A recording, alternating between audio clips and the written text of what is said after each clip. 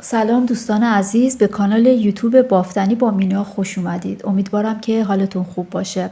دوستان این هفته براتون این لباس رو آماده کردم که از این بافت تشکیل شده که در ویدیو براتون توضیح دادم. بافتی هستش که ساده است و از 2 رج تشکیل شده. کامواها رو هم در بعد براتون توضیح دادم. از بافت کش باف استفاده کردم برای یقه و این قسمت و قسمت پایین لباس که به این صورت هستش. از 2 رنگم استفاده کردم دوستان. قسمت پشت کار به این صورت هستش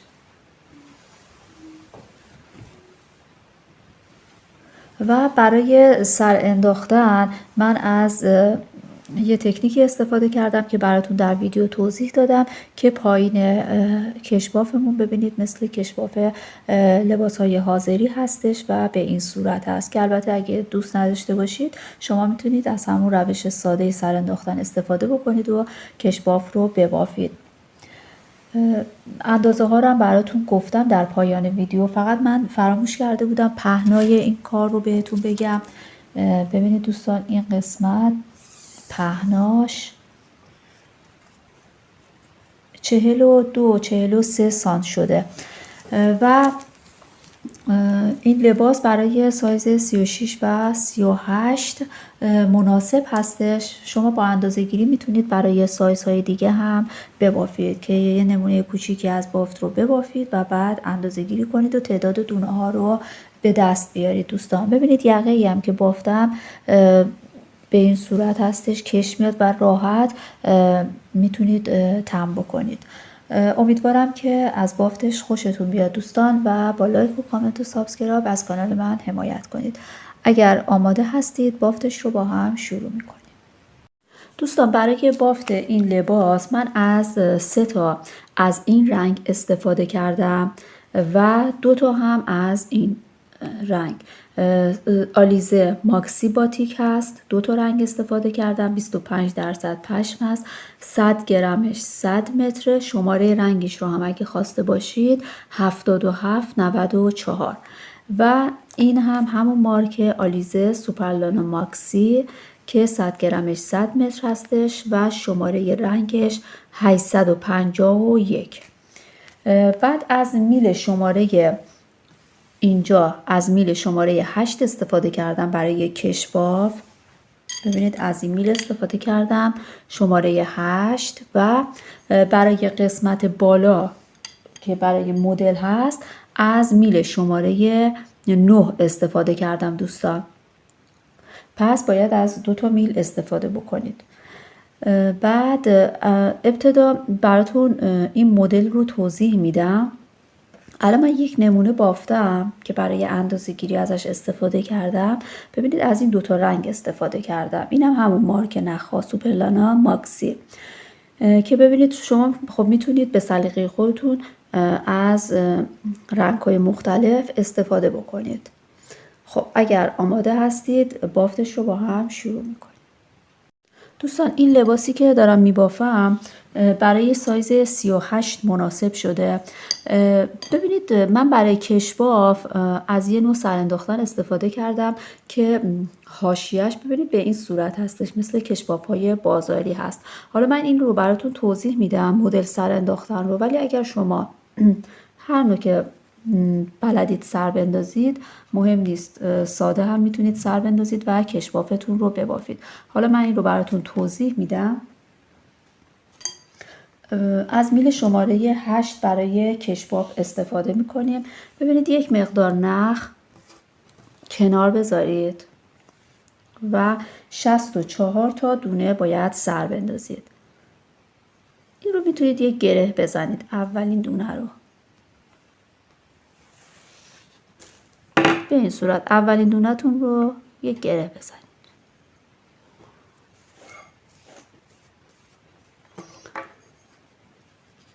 نخ رو به این شکل دستتون بگیرید.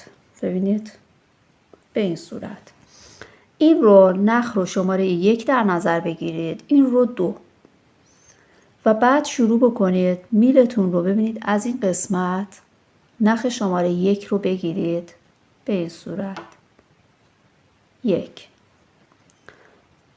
من شماره بندی میکنم برای اینکه دقت کنید و فراموش نکنید که کدوم نخ رو سر انداختید. و بعد الان شماره 2 رو باید سر بندازید. میلتون رو از این سمت میارید و نخ شماره 2 رو میگیرید. 2. دستتون رو شستتون رو روی این بذارید که این پیچ نخوره. دوباره 1 2. ببینید 1 2 1 2 به این صورت. به این صورت در بیارید. خب الان من 2 رو انداختم، درسته؟ الان شماره 1 1 2 1 2. باید تمرین بکنید این رو و به این صورت 64 تا دونه سر بندازید. خب من الان به همین صورت 64 تا دونه سر میندازم. ببینید الان من 63 تا دونه سر انداختم و دونه آخر 64می رو به صورت ساده سر میندازم به این صورت و بعد یک گره میزنم.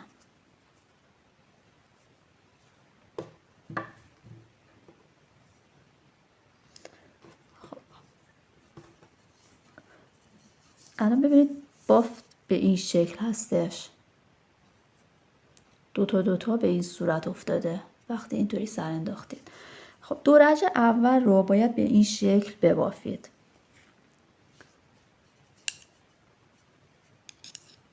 ببینید دونه اول به این صورت از زیر میبافم دونه اول رو. ببینید دونه های بعدی دونه ای هستش که به این شکل افتاده. ببینید این دونه هایی که به این شکل هست از زیر هست. از زیر رو میبافم. نخ رو میارم سمت خودم. دونه هایی که رو هست ببینید به این صورت افتاده. نخ رو بیارید سمت خودتون. دونه هایی که از رو هست رو نبافید. دوباره دونه ای که از زیر بافته میشه نخ رو میارم سمت خودم. دونه رو نمیبافم. دونه های زیر رو میبافم. دونه رو نمیبافم. دونه زیر از زیر بافته میشه. نخ رو میارم سمت خودم. این رو نمیبافم. به همین صورت این رج رو تا انتها به این شکل میبافیم. دونه زیر بافته میشه. دونه رو نمیبافیم. میبافم. این رو نمیبافم. خب این رو من تا این رج رو تا انتها به این صورت میبافم. الان به انتهای کار رسیدیم. بافتمون رو ادامه میدیم. زیر رو میبافم. رو نمیبافم. زیر رو میبافم. رو نمیبافم و دونه آخر رو از زیر میبافم. ببینید دونه آخر از زیر هست پس رج بعد از رو میشه. رج بعد رو هم باید مثل همون رج به این صورت ببافیم. خب این از رو میشه. این رو از رو میبافم. دونه بعد از زیر میشه. ببینید یه پیچ خوردگی داره. میلتون رو از این سمت بگیرید ببافید. زیر رو ببافید. دوباره رو نبافید. زیر رو ببافید. این رو نبافید. کلا این دو رج به این صورت هستش و رج های بعدی دیگه کشباف روش ساده 1 در 1 بافته میشه. فقط باید سر انداختنتون به این شکل باشه و این دو رج رو به این صورتی که براتون توضیح دادم ببافید. زیر رو ببافید. نخ رو بیارید سمت خودتون. دونه رو نبافید. زیر رو ببافید. رو نبافید.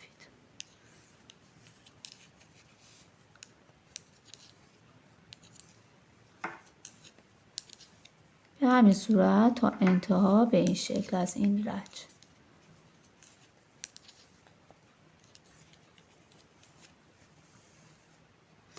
این رو من تا انتها میبافم.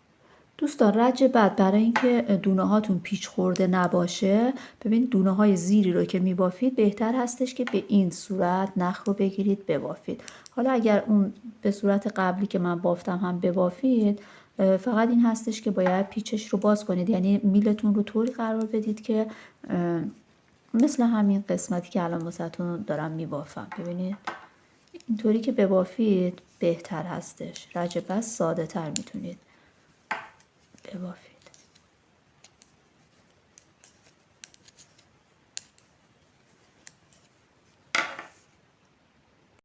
خب رج بعدی ببینید، خب این دونه اول رو از زیر میبافم به این صورت. ببینید دونه بعدی دونه زیر هستش. گفتم پیچ دونه ها رو باید مثلا باز کنید، منظورم این هستش. ببینید الان این دونه به چه شکلی افتاده. خب این میلتون رو از این سمت بگیرید که این گندمیه منظم در بیادش. بعد این دونه‌ای که رو هست از رو ببافید، این دونه رو به این صورت. یعنی خودتون نگاه بکنید که دونه هاتون خود دست با دست فرق داره دیگه، هر کی به یه صورتی میبافه.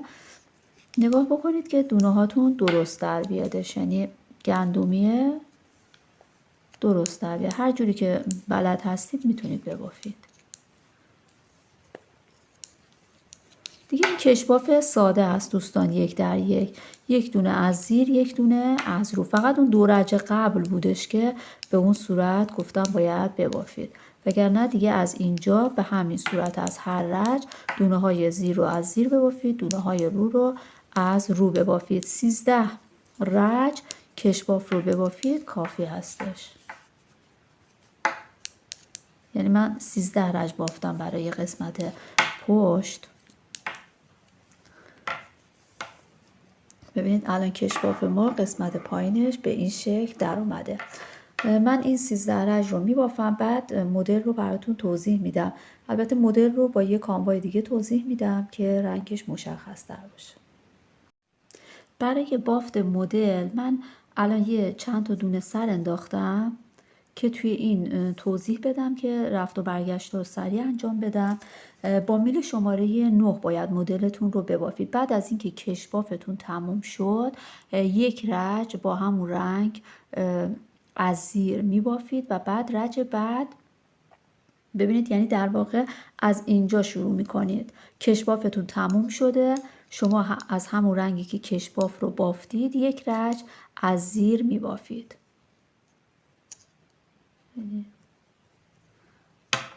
برای مدل بعد میلتون هم باید میل شماره 9 باشه، یعنی میل شماره 9 تون رو بر میدارید و یک رج از زیر میبافید.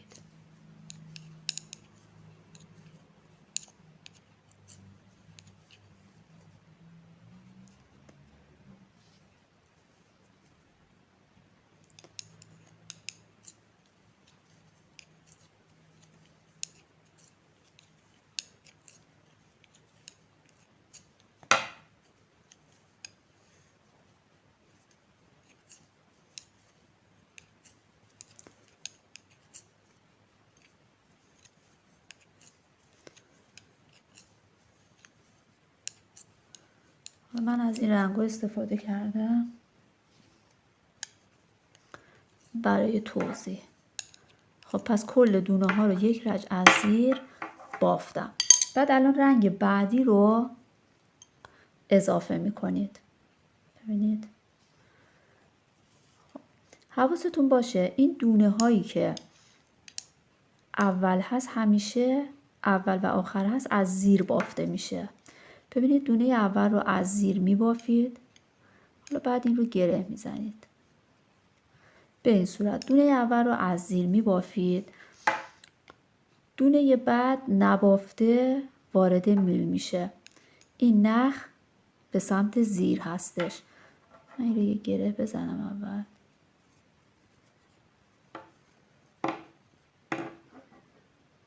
به این صورت. پس دونه اول رو نخمون رو اضافه کردیم، دونه اول رو از زیر بافتم، دونه دوم نبافته. دوباره دونه بعد از زیر بافته میشه. بهتر هم هست بافتتون رو ببینید به این شکل بگیرید و ببافید. دونه بعد نبافته، این رو از زیر ببافید. دونه بعد نبافته، از زیر ببافید. دونه بعد نبافته، از زیر نبافته، از زیر نبافته، از زیر نبافید، از زیر. اینو نبافید. خب این رو میبینید از زیر میبافید. دونه بعدی که نمیشه، آخرین دونه هستش، نمیشه نبافته بذاریم. این رو هم از زیر میبافیم به این صورت. هر رنگ باید 2 رج ببافید. خب رج بعد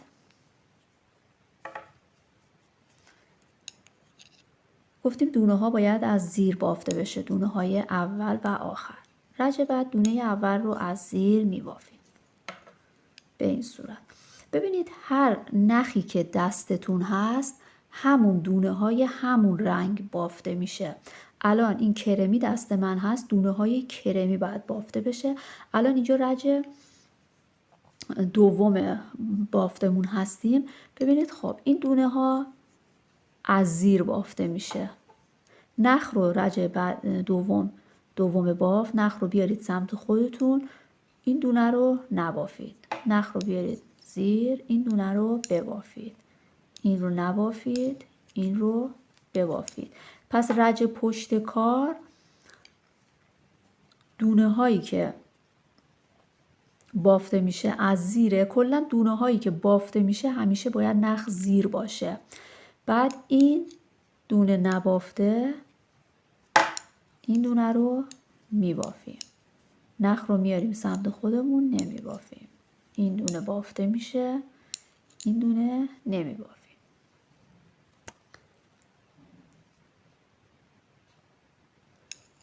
این رو میبافیم. نخ رو میاریم سمت خودمون، این دونه نبافته. این رو میبافیم، این رو نمیبافیم. این رو میبافیم، این رو نمیبافیم و دونه آخر رو میبافیم به این صورت.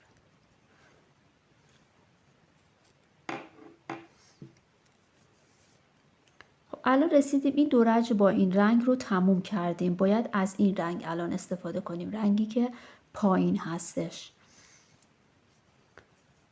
دونه اول هر رنگی که باشه بافته میشه با این رنگ. خب گفتیم که هر دفعه نخی که دستمون هست دونه های اون رنگ باید بافته بشه.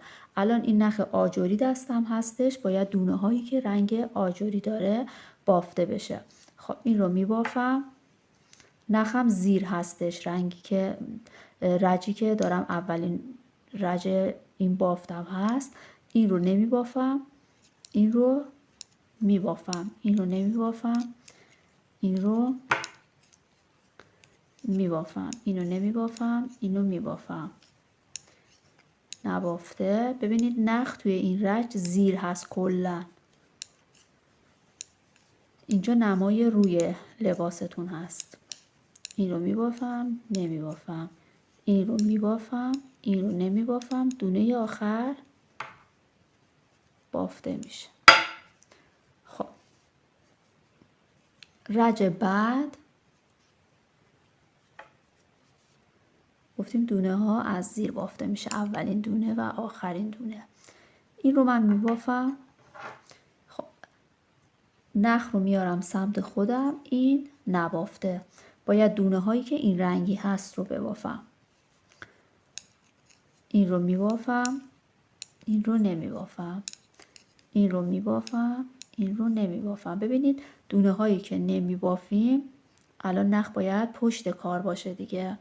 اگر از زیر بندازم بافتمون اشتباه در میاد. این رو میبافم، اینو نمیبافم. کلا بافتمون از 2 رج تشکیل شده به این صورت. نمیبافم، اینو میبافم، اینو نمیبافم. بافته میشه، نبافته، بافته میشه. دونه آخرم بافته میشه.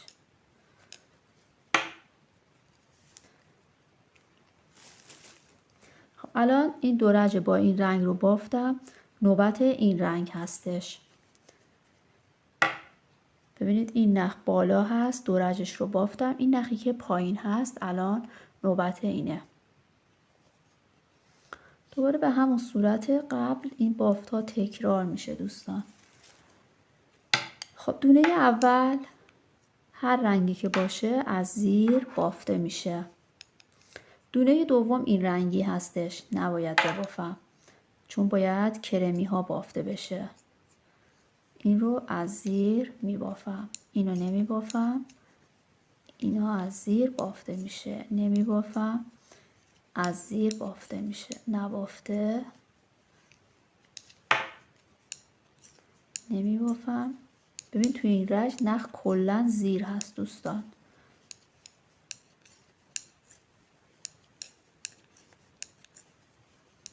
میبافم، دونه آخر رو هم نمیشه نبافته رها کنیم، بافته میشه.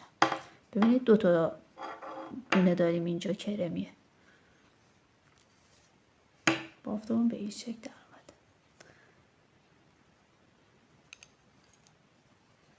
اومد. رج بعد دونه اول رو میبافم، نخهای کرمی رنگ بعد بافته شه. دونه دومم کرمیه، میبافم، نخ رو میارم سمت خودم، نمیبافم، میبافم، نمیبافم، بافته میشه به این صورت دوستان. دیگه تکرار هست.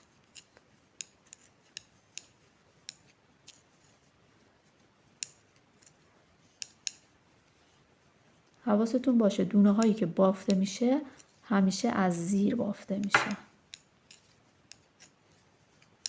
میبافم، نمیبافم، دونه آخر بافته میشه. خب الان دو رجم با رنگ کرمی تموم شد. این نخ ببینید پایین تر هستش. اینو میارم بالا. اگر بافتتون رو درست ببافید، یعنی از زیر باشه دونه اولتون، این قسمت حاشیه‌اش مرتب هستش.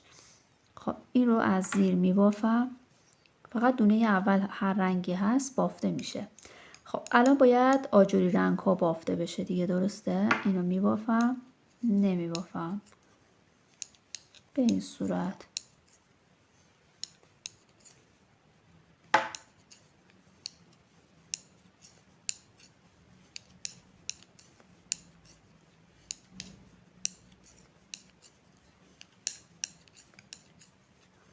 این رو میبافم، این رو نمیبافم، دونه آخر همیشه باید بافته بشه از زیر.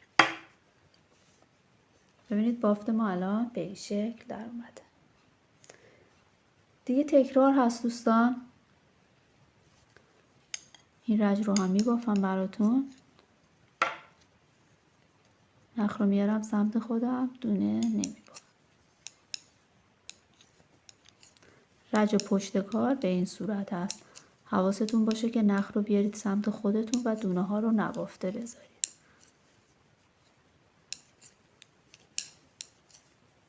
اینا از زیر بافته میشه، اینا نبافته. این از زیر بافته میشه، دونه آخر هم از زیر.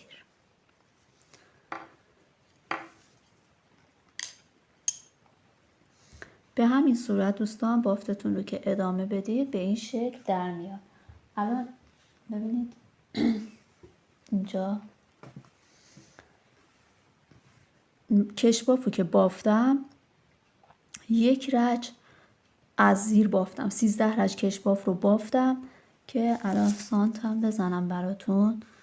7.5-8 سانت کشباف رو ببافید کافی هستش و بعد یک رج با همین رنگ از زیر میبافید. از زیر بافتم، بعد اینجا نخم رو اضافه کردم. ببینید نخم رو اضافه کردم و طبق این بافتی که توضیح دادم اینجا نخ اضافه شد. شما دیگه باید بافتتون رو به این صورت ببافید. ببینید این قسمت ها رو دونه هایی هستش که گفتم حتما باید از زیر بافته بشه که بافتتون ببینید حاشیه منظمی رو بهتون بده. خب ببینید وقتی که کشبافتون رو بافتید، این مدل رو هم بافتید، دیگه این من اندازه‌ای که خودم بافتم رو بهتون میگم، نمیخوام خیلی بلند باشه. کلا 30 سانت شده برای من. حالا شما میخواید میتونید 2-3 سانت هم بلندتر بگیرید، بستگی به سلیقه خودتون داره. من میخواستم این بافت من کوتاه در بیاد. کلا از این قسمت که حلقه آستین هست تا پایین 30 سانت در نظر گرفتم. خب شما باید الان اینو ببافید و بعد این قسمت رو براتون توضیح بدم.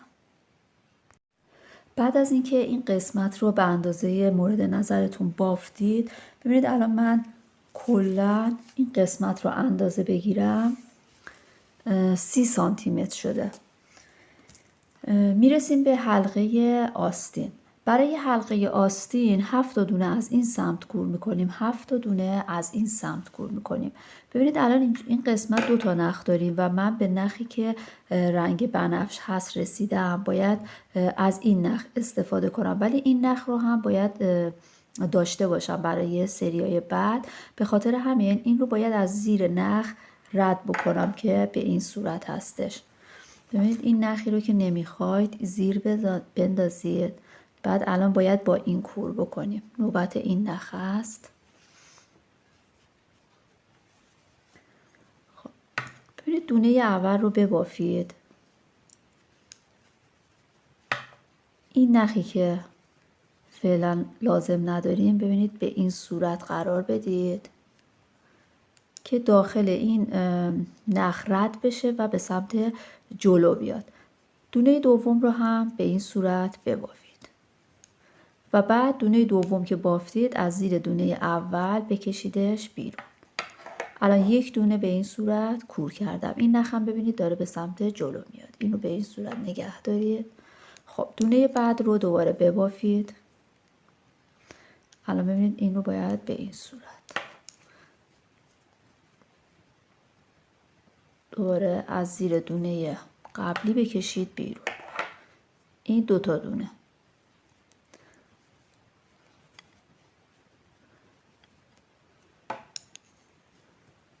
خب دونه بعدی رو هم به همین صورت دوستان، دونه بعدی رو هم ببافید. این رو الان باید به این صورت ببافید.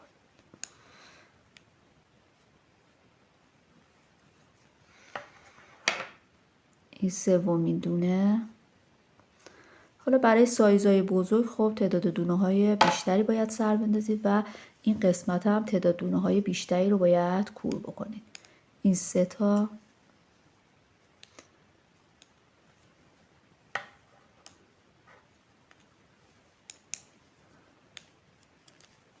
چهار تا،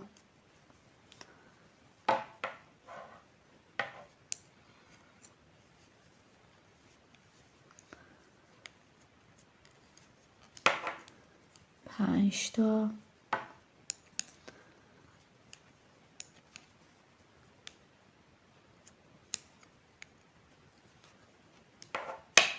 6 تا،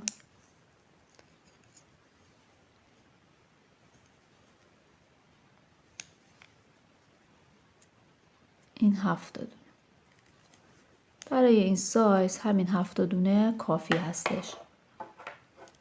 ببینید به این صورت در اومد و این نخمونم ببینید جلو اومده که سری بعد که بخوایم ببافیم دیگه نیازی نبودش که از اینجا این رو قطع بکنیم دوباره اینجا گره بزنیم به این روش. بعد حالا بافتتون رو ادامه بدید. نخ بنفش رنگم دستم هست، این رو نبافته وارد میل میکنم، این رو از زیر میبافم. یعنی مدلم رو ادامه میدم دوستان تا آخر و رج بعد اون قسمت هم باید 7 دونه کور بکنم.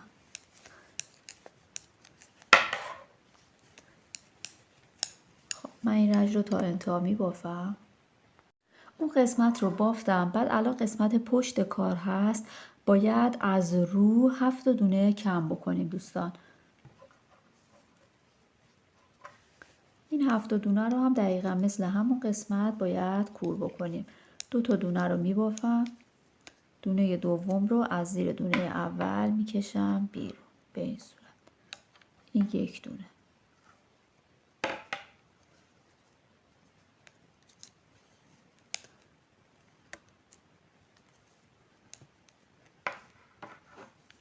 2 تا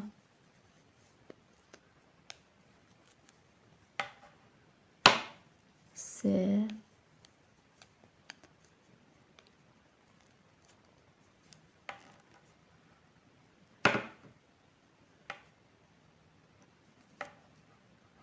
4 تا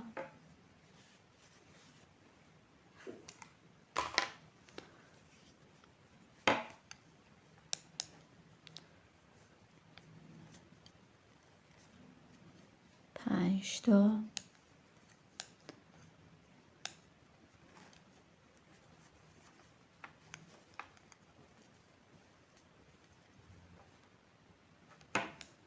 6 تا و این هم 7می. و بعد بافتتون رو ادامه بدید. ببینید الان اینجا یک دونه بنفش هست و نخ بنفش دستمه. این رو از زیر میبافم، این رو نمیبافم. به همین صورت مدلم رو ادامه میدم. دیگه کار خاصی نباید بکنیم توی این مدلی که هست برای حلقه آستین. دیگه کور کردن نداریم دوستان. همینطور ادامه میدم. من میبافم تا برسم به حلقه، به قسمت یقه و بعد یقه رو براتون توضیح میدم که یقه گرد هستش که به چه صورت باید کور بکنیم. این قسمت ها دیگه به همین صورت مدلمون رو میبافیم، کور کردن نداریم.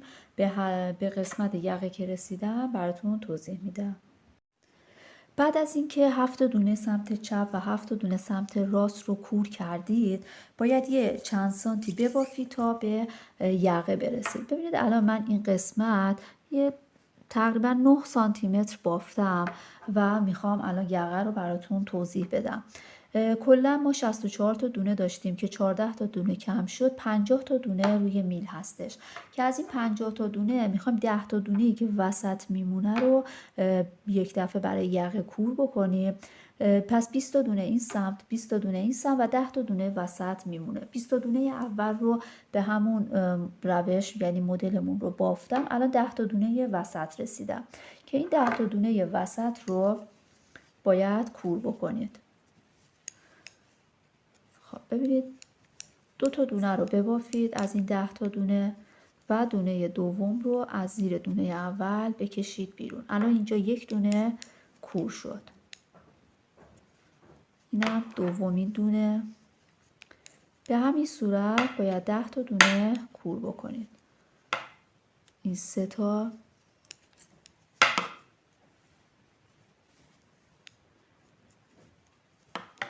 این 4 تا، 5 تا،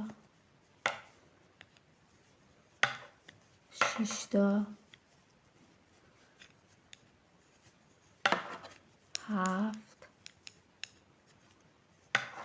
8، 9 و اینم 10 تا. خب این 10 تا دونه ای که به این صورت کور کردید، این طرف هم باید 20 تا دونه بمونه. 2، 4، 6، 8، 10، 12، 14، 16، 17، 18، 19. با این یه دونه میشه 20 تا دونه. ببینید به این صورت. یکم اینطوری بکشید که دونه ها درست بشه. خب بعد از اینکه این قسمت رو بافتید، الان یک سمت رو میبافیم تموم بشه، بعد نخ اضافه میکنیم و این سمت رو میبافیم. الان من مدلم رو بدون تغییر میبافم.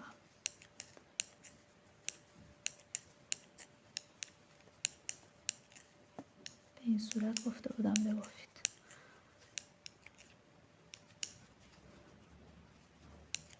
حالا بازم کم کردن داریم. این سری کم کردن ها به صورت یکی یکی هستش. باید 8 تا دونه به این صورت که الان براتون توضیح میدم شما کور بکنید. رج پشت کار رو من میبافم. رسیدم به اینجا که با نخ رنگ دیگه باید اینجا نخ اضافه بکنیم. کور کردن رو براتون توضیح میدم. خب این قسمت رو نخ بنفشم رو ببینید اضافه کردم، یک گره زدم اینجا و الان یک بار دیگه باید اینجا دونه کم بکنیم. اینجا یک دونه کم میکنیم. دونه اول رو ببافید، دونه دوم رو هم ببافید و به این صورت یک دونه این قسمت دونه کم شد. بعد دوباره بافتتون رو ادامه بدید.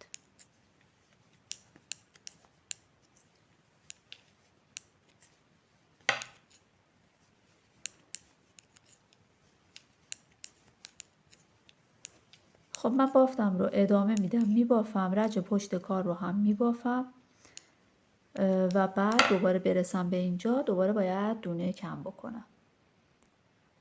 خب دوباره رسیدم به قسمتی که باید دونه کم بکنم. این سری نخم رو هم باید عوض بکنم. این نخی که آبی رنگ هست رو بر میدارم، یک دونه از زیر میبافم، دومین دونه رو هم از زیر میبافم و این رو از زیر دونه قبلی میکشم بیرون. این رو سفت میکنم و بعد بافتم رو دوباره ادامه میدم مدلم رو. الان دومین باری بود که دو تا دونه یعنی کم شده. دوباره این قسمت ها رو میبافم، رج پشت کار رو هم میبافم. این کار رو باید ادامه بدید دوستان تا 8 تا دونه کم بشه. یعنی الان من 2 تا دونه کم کردم، به همین روشی که براتون توضیح دادم بافتتون رو ادامه میدید تا این قسمت 8 تا دونه کم بشه. دونه ها رو به همون صورتی که براتون گفتم توضیح دادم بافتم. بعد الان 12 تا دونه روی میل هست. این 12 تا دونه رو باید یه چند سانتی مدلمون رو همینطور تکرار بکنیم و دیگه تموم میشه. این قسمت رو هم ببینید باید نخ اضافه بکنید، دقیقا مثل همین قسمت 8 تا دونه کم بکنید و بافتتون رو بعد به همون اندازه‌ای که این قسمت رو ادامه دادید این رو هم ادامه بدید. حالا دوستان ببینید اگر بخواید که رنگ بندی این قسمتتون با اینجا، این قسمت با این قسمت با هم یکی باشه، ببینید نختون الان تموم نشده. شما نگاه بکنید ببینید الان نخ من این دوتا اینقدر مونده. اینا برای قسمت پشت هستش. بعد نگاه بکنید ببینید الان اینجا برای من مثلا از آبی هستش. شما قسمتی که برای آبی هست رو بچینید و بافتتون رو ادامه بدید. به این صورت دو تا تکه رنگ بندی هاش مثل هم در میادش. خب من الان این رو یه چند سانتی میبافم. ببینید الان این قسمت رو من ادامه دادم بافتم. این قسمت ببینید 21 سانتی متر شده. همینقدر کافی هستش و بعد حالا دونه ها رو سر این میله قرار دادم، کنار گذاشتم. این قسمت رو که میخوایم ببافیم اینجا باید نخ رو اضافه بکنید دوستان. من گفتم که نگاه بکنید نختون رو، نخی که همرنگ این قسمت هست رو بچینید، انتخاب بکنید و بعد بافتتون رو شروع بکنید. خب الان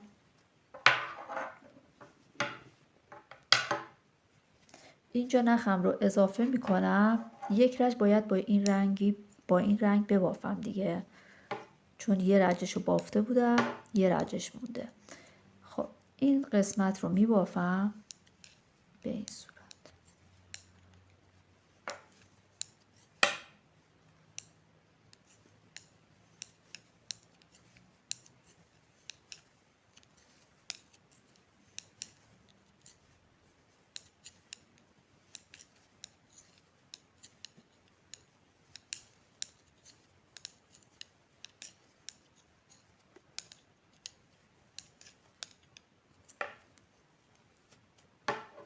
الان این دومی رج هم بافته شد و الان باید با رنگ بنفش این قسمت رو ببافیم.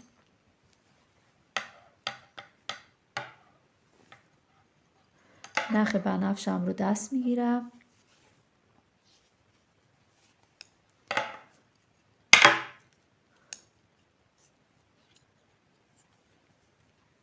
و مدلم رو ادامه میدم.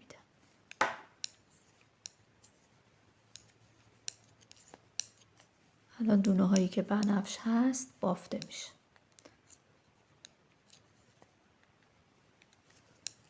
به این صورت و دقیقا مثل همون قسمت باید دوباره 8 دونه به صورت یک دونه‌ای، یعنی هر یک رج در میون یه دونه دونه کم بکنیم که دونه کم کردنمون رو از همینجا شروع کنیم. خب الان ببینید این دو تا دونه میتونید از همین رج این رو به این صورت بگیرید و دونتون رو کم بکنید. این نخ رو هم بعدا سفت میکنیم. پس دونه کم کردنامون رو رج بعد رو میبافیم. دوباره رج بعد که رسیدیم به همین صورت دونه کم میکنیم دوستان. 8 مرتبه دونه کم میکنیم. بعد میبافیم تا 21 سانتی متر کلا از این قسمت که سانت میزنیم 21 سانتی متر بشه کافی هستش. و دیگه بافتمون به انتها میرسه. بعد من این قسمت ها رو میدوزم، قسمت های بغل رو میدوزم، قسمت بالا رو دوباره سرشونه و اینا رو و گرفتن دونه از یقه و این قسمت ها رو براتون توضیح میدم. دوستان قسمت پشت رو هم باید به همین صورت دقیقا مثل قسمت جلو ببافید. کشباف رو ببافید، مدل رو ببافید، حلقه آستین ها رو 7 دونه سمت چپ 7 دونه سمت راست کور بکنید، مدلتون رو ادامه بدید و بعد در انتها کل بافت رو برای قسمت پشت کور بکنید به صورت ساده. بعد قسمت جلو رو وقتی که این دوتا قسمت رو بافتید این رو هم به همین صورت ساده کور بکنید. بعد فقط یک قسمت رو روی همدیگه بذارید و بدوزید یک قسمت رو، چون اگر دوتا قسمت دوخته بشه دونه گرفتن برامون سخت میشه، با این میلا نمیشه. به خاطر همین یک سرش رو آزاد بذارید. از یک قسمت باید شروع بکنیم، دونه بگیریم، دوباره برسیم به اینجا و بعد اینجا دوخته بشه و برای حلقه آستین رو هم باید دونه بگیریم. خب الان باید از این قسمت با رنگ بنفشم الان من و میل شماره 8 شروع میکنم به دونه گرفتن. خب ببینید برای دونه گرفتن برای این قسمت ببینید قسمت پشت 24 تا دونه بگیریم، این قسمت رو وسطش رو پیدا بکنیم، 23 تا دونه این قسمت میشه، 23 تا هم این قسمت که کلا میشه 70 تا دونه. الان من از این قسمت شروع میکنم دونه گرفتنم رو. خب این قسمت 12 تا دونه رو میشمارم که برای دوخت سرشونه باید استفاده بکنیم. از همینجا میتونید بشمارید 1 2 3 4 5 6 7 8 9 10 11 12. از اینجا دونه گرفتنم رو شروع میکنم.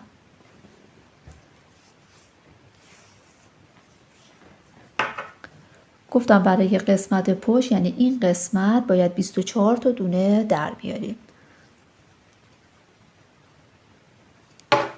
1 به همین صورت میتونید دونه بگیرید. 2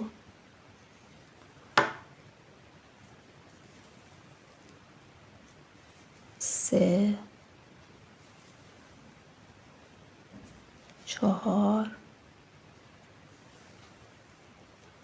5. ببینید به این صورت من 24 تا دونه تا اینجا میگیرم.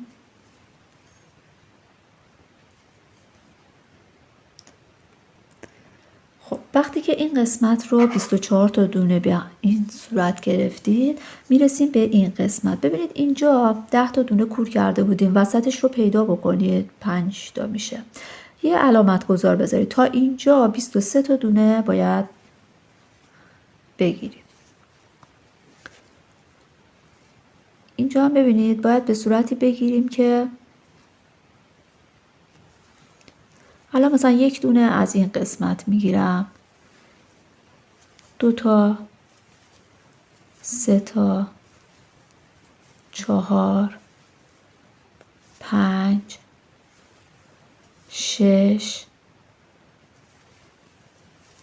7 8 9. به این صورت دونه ها رو بگیرید. الان 9 تا شده. تا اینجا من میگیرم ببینم که چند تا دونه میشه. باید 23 تا طوری بگیرید که 23 تا دونه در بیاد. ببینید تو بعضی از قسمت ها من دونه نگرفتم، چون که اگه میگرفتم زیاد میشد دونه ها و یقه دیگه خیلی گشاد میشه. 23 تا دونه تا این وسط رو گرفتم.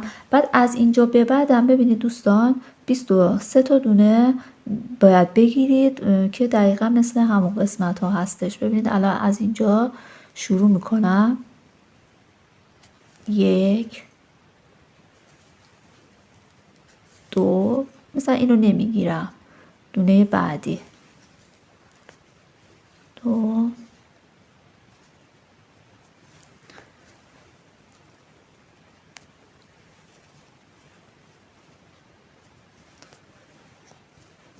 بعضی از قسمت ها رو بهتره که با قلاب بگیریم، مثلا الان این قسمت دونه گرفتنش سخت میشه.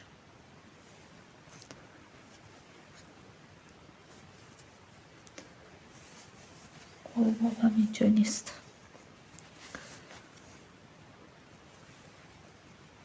3 4 5 به همین صورت مثلا اینو اینجا بگیریم که دیگه سوراخ نیفته. 6 7 به همین صورت دوستان دونه ها رو میگیرم، بعد دیگه کشباف باید ببافیم. الان 70 تا دونه روی میل هستش و اون رو به صورت کشباف 1:1 باید ببافید. دقیقا مثل کشباف پایین میشه دیگه.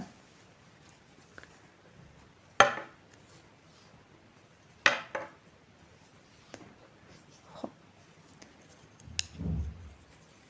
یک دونه از زیر میبافیم، یک دونه از رو،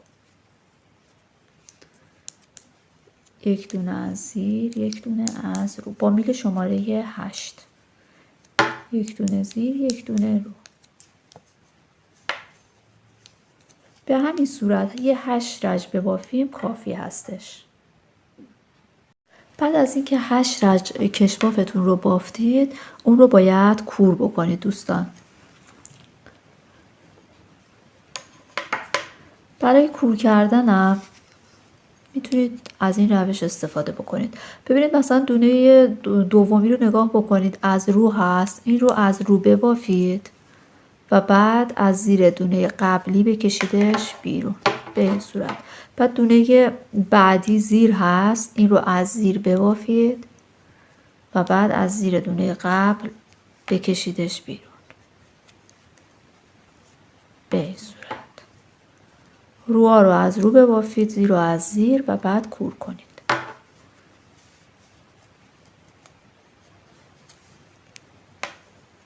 به این صورت.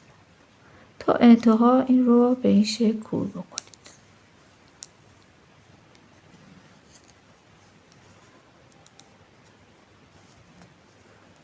الان روی میز سخت هستش، من دیگه خودم کور میکنم این رو. به همین صورت این رو کور بکنید، کشبافتون منظم در میاد. الان یقه‌ای که بافتیم من کلا کور کردم، به این شکل در اومده. بعد یکم نخ رو اضافه تر بذارید دوستان که این قسمت ها رو باید بدوزیم. این رو برعکسش میکنم به این صورت. این کشباف رو روی هم دیگه قرار میدم و از همین ابتدا این رو به این شکل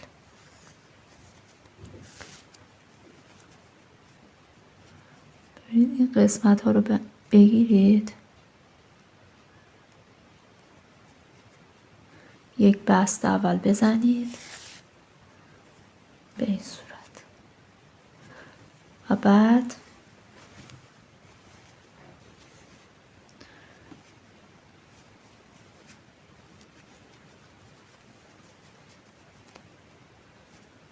به همین روش ساده این رو دوخت بزنید.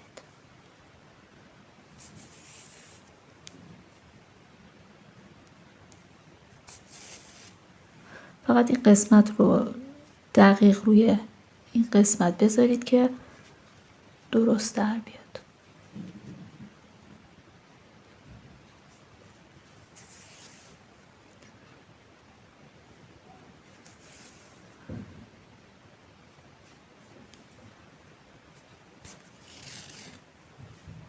به همین صورت دوستان من اینو تا انتها میدوزم.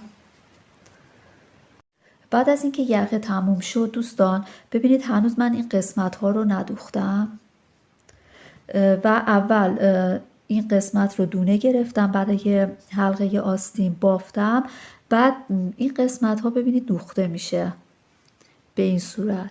این نخهایی که اینجا هست این قسمت رو به صورت ساده باید بدوزیم. الان این طرف مونده.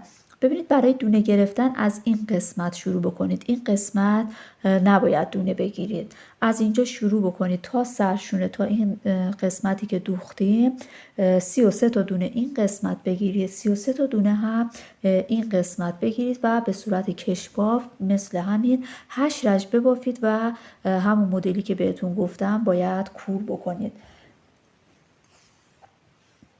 الان به این صورت از اینجا شروع میکنیم. یه مقدار نخ رو اینجا آزاد بذارید برای دوخت اینجا.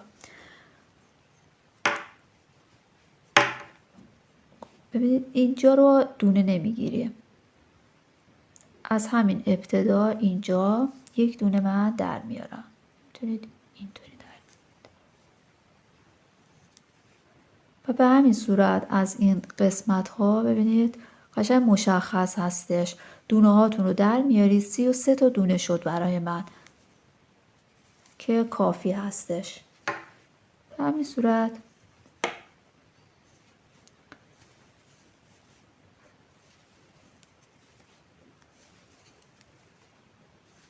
33 تا این قسمت، 33 تا هم قسمت اون سمتش در میارید و به صورت کشباف 1 در 1 میبافید 8 رج و بعد کور میکنید. بعد از اینکه این کار رو انجام دادید الان ببینید این قسمت رو من کامل کردم. گفتم که باید این قسمت ها دوخته بشه. من الان این قسمت رو هم میبافم. این قسمت هایی هم که ندوختم رو میدوزم.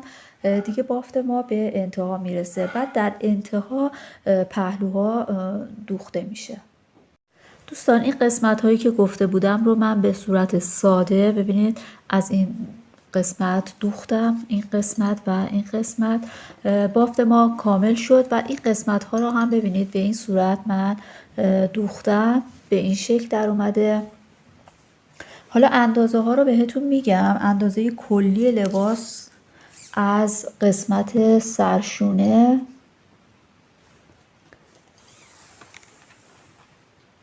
50 سانتی متر شده دوستان. 50 سانتی متر شده. حالا شما میتونید قد لباس رو، چون این خیلی لباس کوتاهی هستش، شما میتونید قد لباس رو این قسمت ها رو بیشتر بکنید و حتی حلقه آستینم میتونید یه چند سانتی بیشتر ببافید.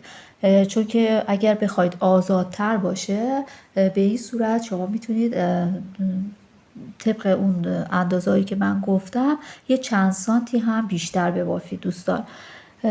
کلاف ما اینقدر از این کلاف باقی مونده و از این کلاف ها هم ببینید به این صورت اینقدر اینا باقی مونده. چون که من این کلاف ها رو این قسمت ها رو رنگ هایی رو انتخاب کردم که توی این قسمت باشه و میخواستم که رنگ ها مثل هم باشه. اگر شما دو تا کلافی که گرفتید خب ممکنه که ابتدای کلاف ها مثل هم نباشه دوستان. شما یه مقدار از اون نخ رو ببینید. مثلا کلاف دوم من اینطوری شروع شده بود. من این مقدار نخ کلاف رو در آوردم و از اونجای شروع کردم که مثلا قسمت پشت رو بافته بودم و شروع کرده بودم. به خاطر همین ببینید قسمت هایی که من بافتم تقریبا شبیه هم هستش. چون که کلاف هم رو دوتاش رو ابتداش رو دقیقا مثل هم انتخاب کردم و اضافهش رو چیدم چون که نخمون زیاد میادش. حالا شما میتونید این رو یه اتو بخار بدید. اگر اتو بخار دادید کشباف های یقه و این قسمت و پایین رو اصلا اتو بخار ندید دوستان. چون که به اندازه کافی اینا کش میادش و مناسب هستش. فقط این مدل رو میتونید یک مقداری، حالا اتو رو دقیقا روش نذارید، یه پارچه روش بذارید و یه خیلی کم اتو بخار بدید که این قسمت ها باز بشه. امیدوارم که از بافت این لباس خوشتون اومده باشه دوستان. شما هم ببافید و لذت ببرید. خدا نگهدار.